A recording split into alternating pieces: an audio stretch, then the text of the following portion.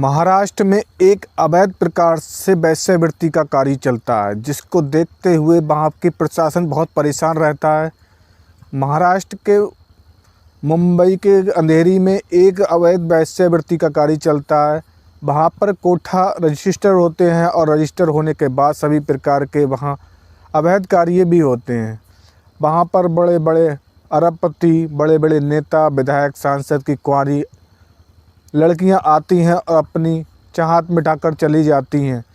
दरअसल अंधेरी में बहुत अवैध प्रकार के कार्य भी चल रहे थे और वहाँ पर वह अपने पसंद के रिक्शा चालक, ऑटो वालों को पसंद करती हैं और उन्हें रुपए देकर अपनी इच्छा पूरी करती हैं। उसके बाद वह उसे रुपए देकर वहाँ से निकलते बनती हैं।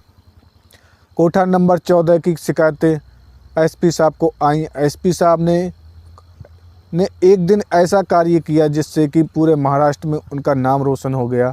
एसपी कुणाल साहब, उन्हें सूचना मिली थी कि अंधेरी में बहुत ही अवैध कार्य चल रहा है। वह को अंधेरी जाते हैं, जाने के बाद सादा वर्दी में आते हैं और वहाँ पर ही बाहर औरतें खड़ी होती हैं, उन्हें इशारा करती हैं और वह जाते हैं। उसके बाद वह धीरे धीरे सारी जानकारी को पता करने की कोशिश करते हैं और उसके बाद वह रुपये जब देते हैं कोठे देने के बाद उन्हें एक रूम बुक मिल जाता है। उसके बाद एक कुंवारी लड़की आती है।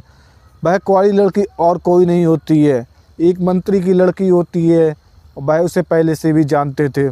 जब वह लड़की उस समय नशे में थी और नशे में होने के कारण वह एसपी साहब को पहचान नहीं पाती है, क्योंकि एसपी साहब सादे कपड़े में होते हैं।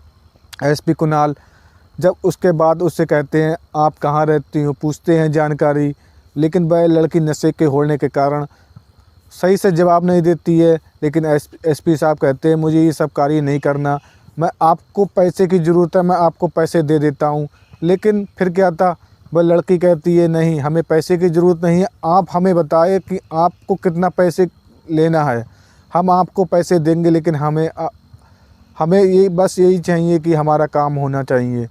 लेकिन एसपी साहब कहता है कि एसपी साहब को ये सब कुछ करना तो था नहीं, लेकिन वह उसे किसी बहाने से और ड्रिंक पिला देते हैं जिससे कि वह बेहोश हो जाती है। उसके बाद एसपी साहब बाहर निकल आते हैं।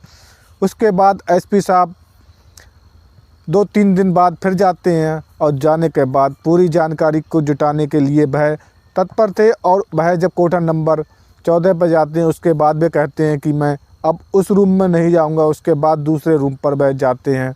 जाने के बाद मालिक को रुपए देते हैं। रुपए देने के बाद जब वह अंदर जाते हैं तो वह देखते हैं कि एक अरबपति की लड़की जिसकी उम्र मात्र 16 वर्ष थी और वह चाहत के लिए आई हुई थी, जिसके लिए उन्हें बहुत ही शर्मिंदा होना पड़ा।